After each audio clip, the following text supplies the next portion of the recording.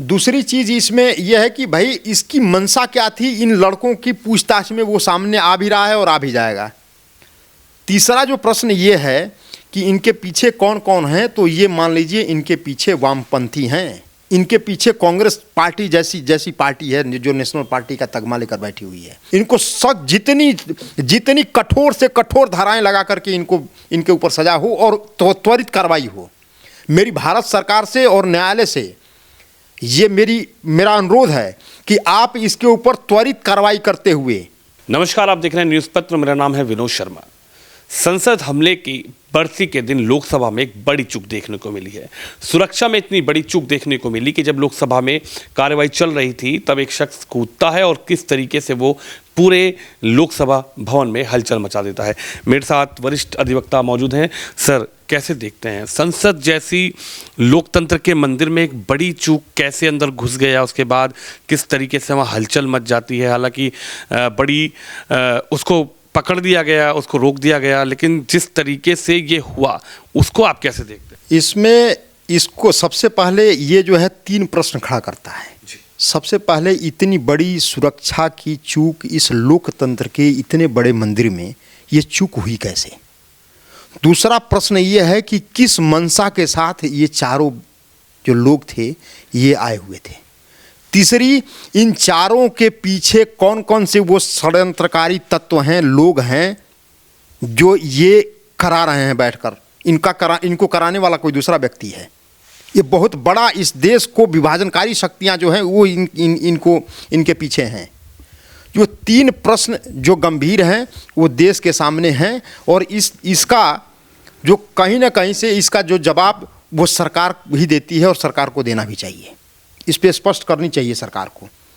सबसे पहले जो सुरक्षा की चूक हुई है, चलिए वो तो सुरक्षा एजेंसी अपना देखेगी और उसकी जांच करके वो सामने आ जाएगा।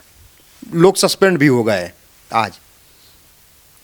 दूसरी चीज़ इसमें यह है कि भाई इसकी मंशा क्या थी, इन लड़कों की पूछताछ में वो सामने आ भी रहा है और आ भी जाएगा। तीसरा जो प्रश्न ये है कि इनके पीछे कौन कौन है, तो ये मान लीजिए इनके पीछे वामपंथी हैं, इनके पीछे नक्सली हैं, इनके पीछे कांग्रेस पार्टी जैसी पार्टी है जो नेशनल पार्टी का तगमा लेकर बैठी हुई है। मैं इसलिए बात कर रहा हूँ कि जो नीलम नाम की जो एक महिला पकड़ी गई है, वो महिला हिसार हरियाणा की रहने वाली है और उसने किसान आंदोलन और पीछे के जो आंदोलन हुए हैं उसमें कांग्रेस के लिए वोट मांगती हुई नज़र आ रही है। वीडियो वायरल हो रहा है ट्विटर पे और एक्स के ऊपर। तो ये साफ मेरे प्राइमा फेसाई ये दिख रहा है कि इसके पीछे कौन कौन से लोग लगे हुए हैं। इसके बाद इसके विनोद जी, इसके क्रोनोलॉजी को समझिए आप। 13 दिसंबर 2001 को संसद भवन के ऊपर हमला होता है, अटैक होता है और उसके अंदर में अफजल गुरु उसका दोषी पाया जाता है और 9 फरवरी 2013 को अफजल गुरु को न्यायिक प्रक्रिया, इस देश की जितनी न्यायिक प्रक्रिया है जो इस देश के नागरिक के ऊपर का अधिकार है, उस सारी न्यायिक प्रक्रिया को पूरा करते हुए 9 फरवरी 2013 को अफजल गुरु को फांसी की सज़ा हो जाती है। उसके आगे देखिए 3 साल बाद 2016 को में अफजल गुरु का जो उसके सम्मान में जवाहरलाल नेहरू यूनिवर्सिटी में बरसी मनाया जाता है उसके सम्मान में, और उसका नेतृत्व करने वाला कन्हैया कुमार है और कन्हैया कुमार के साथ और भी जो छात्र नेता थे वो बरसी मना रहे हैं। और उस बरसी मनाते समय उसमें क्या कहा गया, भारत तेरे टुकड़े होंगे, कश्मीर की आज़ादी तक जंग चलेगी। इस तरह के नारे वहाँ लगाए जाते हैं। और उससे भी बड़ी बात कि जब ये 2016 में नारे लगाए जाते हैं उस समय राहुल गांधी और जितने ये सीताराम येचुरी वामपंथी जो हैं और उसके साथ साथ इस देश के अंदर में सेकुलरिज्म का जो चोला पहन करके जो पार्टियां हैं उनके नुमाइंदे वहां गए हुए थे। उसके 2016 में उसके समर्थन में खड़े हो गए। जब समर्थन में खड़े हो जाते हो तो इस तरह के जो लड़के पढ़ रहे होते हैं उनके मन में एक चीज़ आ जाती है कि भाई इतनी आसान पब्लिसिटी इससे मिल जा रही है। और उसके बाद क्या होता है, कन्हैया कुमार और जितने इस तरह के जो नारे लगाने में, देश को तोड़ने, विभाजन करने के लिए जो वहाँ नारे लग रहे थे, उन सभी आज के डेट में हर किसी न किसी पार्टी के नेता बने बैठे हैं। अब उनको जब इतनी आसान पब्लिसिटी मिल जाएगी और उस समय आपने देखा होगा कि कन्हैया कुमार और इस तरह के जो टुकड़े टुकड़े गैंग के जितने हिस्से थे, उनके उस समय के कुछ जो मीडिया हाउसेज हैं उनके आधे आधे घंटे के इंटरव्यू चला रही थी। तो इनको लग रहा है कि इससे आसान पब्लिसिटी और क्या हो सकता है देश में नेता बनने के लिए। और उसके बाद वो कोई कांग्रेस का नेता बन जाता है, कोई कहीं का नेता बन जाता है, कोई गुजरात में नेता बन जाता है, कोई जम्मू कश्मीर में नेता बन जाता है। सभी नेता बन जाते हैं और सभी गरीब घर से आते हैं। नेता बनने के बाद उनके झोपड़ी जो है वो महलों में कन्वर्ट हो जाता है। आपको लगता है कि एक कोई शक्ति है, कोई ताकत है, कोई प्लानिंग थी कि संसद के अंदर इन लोगों को भेजा गया? हालांकि सुरक्षा में चूक तो बहुत बड़ी हुई है कि जब संसद ही सुरक्षित नहीं है तो फिर पूरे देश में सुरक्षा पर सवाल भी उठते हैं, क्योंकि जिस तरीके से सीमा हैदर पाकिस्तान से भारत आ जाती है उसको लेकर सुरक्षा पर सवाल उठाए गए। लेकिन क्या कोई एक ताकत है, क्या कोई एक सिस्टम है जो इस तरीके का करना चाहता है कि संसद को डैमेज करना चाहता था, सांसदों को डैमेज करना चाहता था? नहीं, इसमें ये जो घटना हुई है इसमें डैमेज तो नहीं हुआ, क्योंकि इसके अंदर में जो वो स्मोक बम ही कहेंगे उसको, और ये इनके ऊपर यूएपीए का ऊपर जो कानून लगता है इनके ऊपर जो है कानूनी कार्रवाई चल रही है। लेकिन अब इनको एक तरीके से आप कानूनी तौर पे इनको कैसे देखा जा रहा है? कानूनी तौर पे है कि ये कानूनी तौर पे हैं और ये यूएपीए जो के ऊपर जो कानून लगता है वो इनके ऊपर लगा करके इनको उसके अंदर में जिस तरह अफजल गुरु का प्रोसीडिंग चला, जो कानूनी प्रक्रिया फॉलो की गई, उसी तरह इनके केस में भी कानूनी प्रक्रिया फॉलो होगी और अंततोगत्वा आप देखेंगे कि ये भी उसी की तरह इनकी सज़ा होगी। इसमें कोई दो राय नहीं है। क्यों?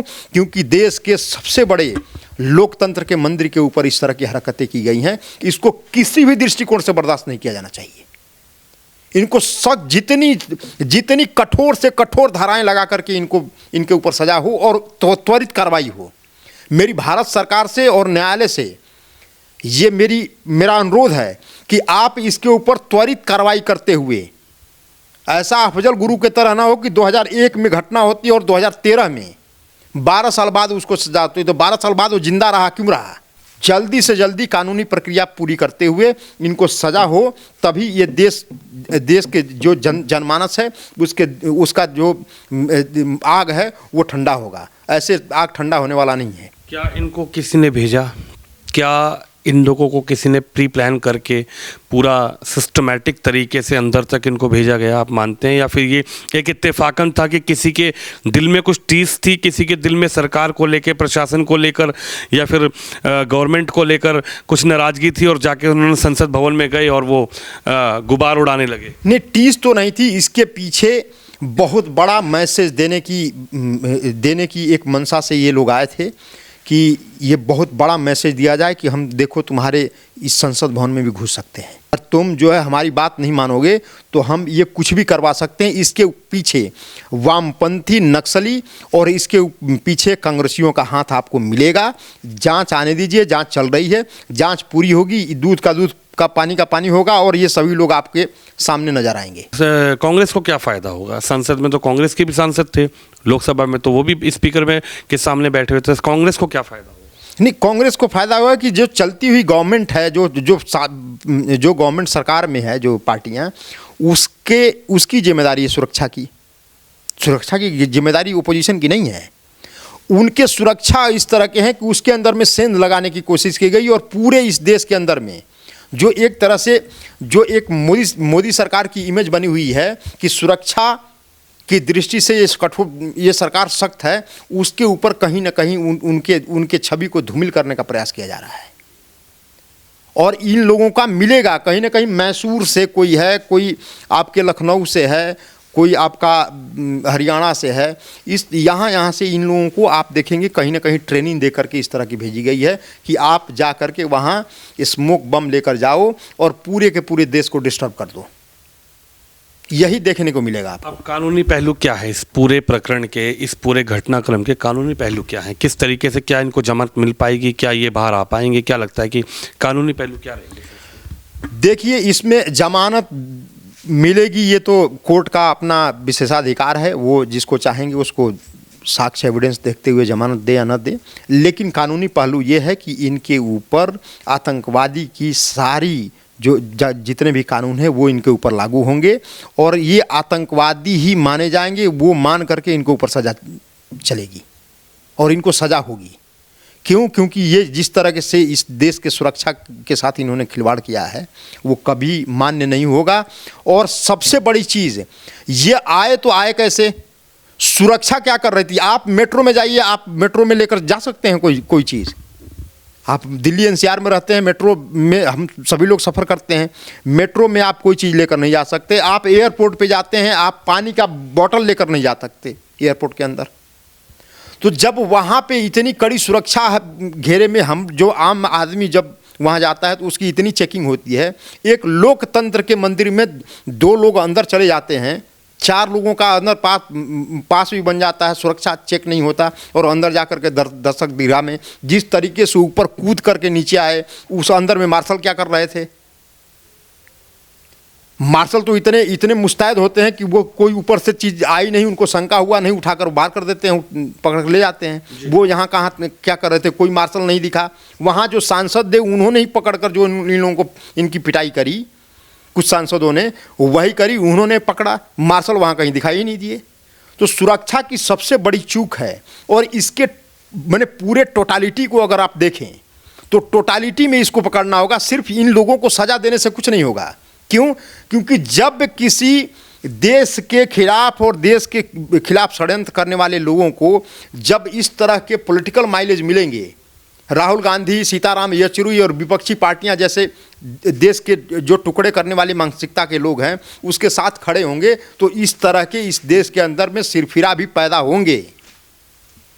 ये चीप पब्लिसिटी है कि मैं इस तरह का कर दूंगा तो मैं नेता बन जाऊंगा और कन्हैया कुमार की तरफ मुझे कांग्रेस ले ही लेगी।